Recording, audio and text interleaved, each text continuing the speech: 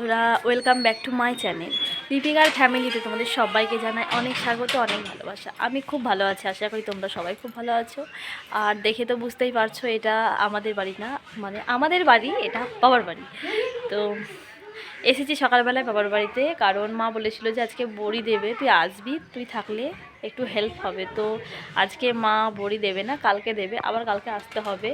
তো এসে বসে আছি। এখন বাজছে ঘড়িতে 11টা, ওই দেখো ঘড়ি 11টা বাজছে। এক ঝলকে দেখে নিলাম। তো মা বলছে একটু পরেই যাবি, ভাতটা হয়ে এসেছে, খাবি, খেয়ে যাবে। তো ভাবলাম ঠিক আছে, খাবো, খেয়ে যাবো। ওদিকে সেন্টারে ভাত নিয়ে প্রীতি চলে গেছে বাড়ি। তো বাড়ি গিয়ে সুধর্ণকে দেখি এখানে যদি খাবে, না খায় ও বাড়ি গিয়ে খাইয়ে দেবো। কী হলো বাবা? জল দেখো আছে, উপরে যাও, গ্লাসে নাও, গল হয় এই গ্লাসটায় নাও, আছে উপর করা। তো সুধর্ণ মা রান্না করছিলো, ওখানে পাকা আমড়া ছিল, মা কেটে দিল, খেলো। এখন জল খাবে বলে জল আনতে গেল। আর বসেই আছি। আর বাড়িতে পুঁটি মাছ কিনে রেখে দিয়েছি, সেটাও গিয়ে কাটতে হবে। খুব অল্প পরিমাণে আছে, যাবো, নাহলে তাড়াতাড়ি নষ্ট হয়ে যাবে। টুপিটা হয়ে ফেলতে হয় নাকি বাবু? হ্যাঁ, ওই গ্লাসটা একটু ধুয়ে খাগা, ওই দিক দিয়ে নিয়ে বেড়াবে না, নাহলে ওইদিকে যা, দেখো কিভাবে কি করছে, দেখো তোমরা। বেড়াবে না পাগল, ওই তো বেরিয়ে গেল। হ্যাঁ, আমি তো জানি না। তো এবার ভাতটা হয়ে এসেছে, খাবো, খেয়ে চলে যাবো। তো তোমরা দেখতে থাকো ভিডিওটা। আমি এখানে রান্না করি এই গ্যাস ওভেনের পাশে। এত সুন্দর রোদ দেয় না, তো ভাবলাম বড়িগুলো আজকে ছাদে নয়, এখানেই রোদে দেবো। একটু রোদ যা লাগবে, তারপরে আবার তুলে নেব। তো এখানে রোদে বসিয়ে দিয়েছি কুলোতে। সকালবেলায় পুঁটি মাছ কিনেছিলাম, তো কেটে ধুয়ে রেখে দিয়েছি, কিন্তু লবণ হলুদটা একদম মাখাতে ভুলে গিয়েছি। তো এখন বাজছে ঘড়িতে 2টো। তো লবণ হলুদটা মাখিয়ে ভেজে নেব, দিয়ে কাঁচা লঙ্কা চিড়ে জিরে ফোড়ন দিয়ে ঝোল করবো এটা। আর আজকে বেশি তরকারি করব না, কারণ তোমাদের দাদাভাই খেয়ে দিয়ে আসবে, ওর জন্য রান্না করছি না, আমার আর ছেলের। তো করে নিই, দেখতে থাকো তোমরা। আর এই দেখো ভাত বসিয়ে দিয়েছি। আর আমি স্নান টান করে পুরো ফ্রেশ হয়ে গেছি। তো সিঁদুরটা এখনও পরিনি, এবার পরবো। আর গলার অবস্থাটা একদমই খারাপ, কারণ ঠান্ডা লেগেছে। তবু মাথায় জল দিলাম আজকে। তো বুঝতেই পারছো, কথা বলছি একটু কেমন আস্তে আস্তে। তো আজকে পুঁটি মাছ নিয়েছিলাম 10 টাকার মতো, খুব অল্প পরিমাণে। তো না কেটেই বাবার বাড়ি চলে গিয়েছিলাম। তো এসে কেটে ধুয়ে রেখে দিয়েছিলাম, কিন্তু ভুলে গিয়েছিলাম লবণ হলুদ মাখাতে। তো স্নান টান করে ওটাই মাখাচ্ছি।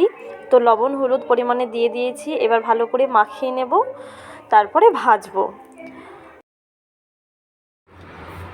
তো ফাইনালি কড়াই দিয়ে দিয়েছি গরম করতে। আর এই দেখো এই মাছটা এবার ভেজে নেব। তো তার জন্য আমাকে পেঁয়াজ কাটতে হবে, আর কাঁচা লঙ্কাও বেশি দেবো না, 3টে দেবো, কারণ ছেলে ঝাল খেতে একদম পছন্দ করে না। তো কেটে বসিয়ে দেবো। আর ওদিকে ভাতটা হচ্ছে, ভাতটা হয়ে এসেছে, এবার নামিয়ে নেবো। কড়াই গরম হয়ে গেছে, এবার তেল দিয়ে দেবো। আর হ্যাঁ, তোমাদেরকে একটা কথা বলে দিই, আমার ভয়েস ওভার দিতে গিয়ে তোমরা একটা গানের আওয়াজ পাবে। তো পাশেই ফিস্ট করছে ছেলেরা, তার জন্য ক্ষমা চেয়ে নিচ্ছি, ওই আওয়াজটা যাবে, কিছু করার নেই।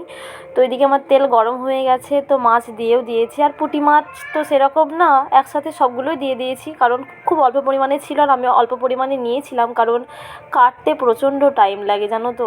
আর একদম আমার ভালো লাগে না পুঁটি মাছ কাটতে, ওই কারণে অল্প পরিমাণে নিয়েছি। অন্যান্য মাছ হলে আমি কোনো ব্যাপার নেই, একটু বড়ো সাইজের, কিন্তু পুঁটি মাছ আমি অল্প পরিমাণেই নিয়েছি কাটার ভয়ে। তো যা কথা তাই কাজ, 3-4টে লঙ্কা নিয়েছি, আর পরিমাণ মতো 2টো ছোটো ছোটো পেঁয়াজ কেটেছি। তো এদিকে আমার মাছ ভাজাটাও হয়ে গেছে, এবার উল্টিয়ে দিচ্ছি, নাহলে পুড়ে যাবে, এমনিতে একটু লালচে লালচে হয়ে গেছে। আর আজকেও নিয়ে এসেছিলাম মাদের বাড়ি থেকে কুমড়োর ফুল, তো তোমাদেরকে করেছিলাম সেদিন, বড়টা আমার দেখানো হয়নি। তো আজকে এই দেখো শিল নোড়া নিয়ে নিয়েছি, খুব ছোট্ট একটা নোড়া নিয়েছি, যেটা দিয়ে আমি আদা চা করতে গেলে আদা থেতো করি, তো ওটাই নিয়েছি, ওটা দিয়ে ফুলটাকে বেটে নেব ভালো করে। তো খুব একবারে মোম করে বাটবো না, হালকা হালকা বাটবো উপর উপর, যাতে বড়া খেতে গেলে যে কুমড়োর ফুলের বড়া খাচ্ছি সেটা যেন বোঝা যায়, ওই কারণেই খুব বেশি মোম করে বাটবো না। তো বাটা হয়ে গেছে, একটু জল দিয়ে যতটা শিলে লেগে আছে ওটাও তুলে নেব। তো আমার নেওয়া হয়ে গেছে। আর এতে পরিমাণ মতো দিয়েছি বেসন, কুচি কুচি করে পেঁয়াজ কেটে রেখেছিলাম ওটা দিয়ে দিয়েছি, পরিমাণ মতো একটু চিনি দিয়েছি, আর এই লঙ্কা গুঁড়ো, তারপরে আদা রসুনের পেস্টটা দিয়ে দিলাম, পরিমাণ মতো হলুদ দিয়ে দিলাম, লবণ দিয়ে দিচ্ছি পরিমাণ মতো। এরপর একটু সামান্য পরিমাণে জল দিয়ে, জলের ওটা তোমাদেরকে দেখানো হয়নি, তো সামান্য পরিমাণে আমি জল দিয়েছি, দিয়ে চটকে মাখছি। যেহেতু এই ব্যাটারটাকে ভালোভাবে না মানে ফাটালে কি বলো তো ভালোভাবে ফুলবে। তুমি যাতে একটু ভালো করে ফাটাও তাহলে ভালো হয়, বড়ি কিংবা বড়া ওগুলো ভালো হয়। তো তেল গরম হয়ে গেছে, ওটা ব্যাটারটা রেডি করে রেখে দিয়েছি। এবার পুঁটি মাছের ঝোলটা করে নেব ফার্স্টেই। তো আমি তেলে দিয়ে দিয়েছি জিরে ফোড়ন, তারপরে 3-4টে কাঁচা লঙ্কা, যেটাকে তোমাদেরকে দেখানো হলো, আর পরিমাণ মতো 2টো ছোটো সাইজের পেঁয়াজ কেটেছিলাম, ওটাই দিয়ে দিচ্ছি। তো একটু লবণও দিয়েছি, না হলে পেঁয়াজগুলো কেমন একটু মানে চড়মড়ে টাইপের হয়ে যাবে, শুকনো শুকনো টাইপের, লালচে লালচে, ওই কারণে একটু আমি লবণ দিই। যখনই পেঁয়াজ ভাজি তখনই লবণ দিই। তো জল দিয়ে দিয়েছি, জলটা ফুটলেই আমি মাছগুলোকে দিয়ে দিয়েছি, তারপরে পরিমাণ মতো হলুদ, আর আমি টেস্ট করে দেখেছি লবণটা একটু কম আছে, ওই কারণে একটু পরিমাণ মতো লবণ দিয়ে দিয়েছি। আর আমার একটু আলু সেদ্ধ ছিল ভাতে করা, তো আলু সিদ্ধটা কী করবো, সুধর্ণ খাবে না, ওই কারণে ওটাও দিয়ে দিয়েছি, অ্যাড করে দিয়েছি, আমি খেয়ে নেব। আর তোমাদের দাদাভাই তো খাবে না। আর এদিকে আমার মাছের ঝোলটা রেডি হয়ে গেছে, তো একটা পাত্রে ঢেলে নেব।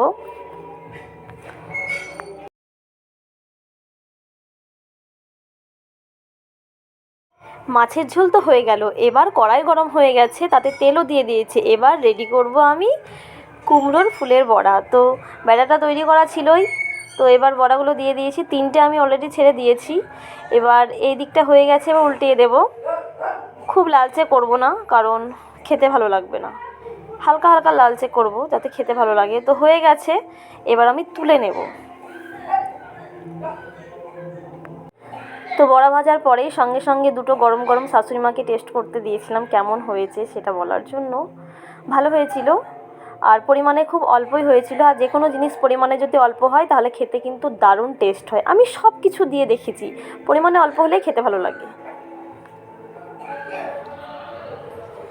বড়া ভাজা কমপ্লিট হয়ে গেছে, পরিমাণে খুব অল্পই হয়েছে। আর এদিকে ছেলের জন্য ভাত নিয়ে নিয়েছি, ঘি আলু সেদ্ধ আর একটু লবণ নিয়েছি, মেখে বড়া ভাজা দিয়ে একটু মাছের ঝোল দিয়ে খাই। তোমাদের দাদা ভাই কাজ থেকে ফোন করেছিল, এখনও বাড়ি আসেনি। তো বাড়ির পাশেই পোস্ট অফিস, একটা বাড়ির পর, তো বললো যাও ওখানে কিছু টাকা দিবে, নিয়ে এসো গা।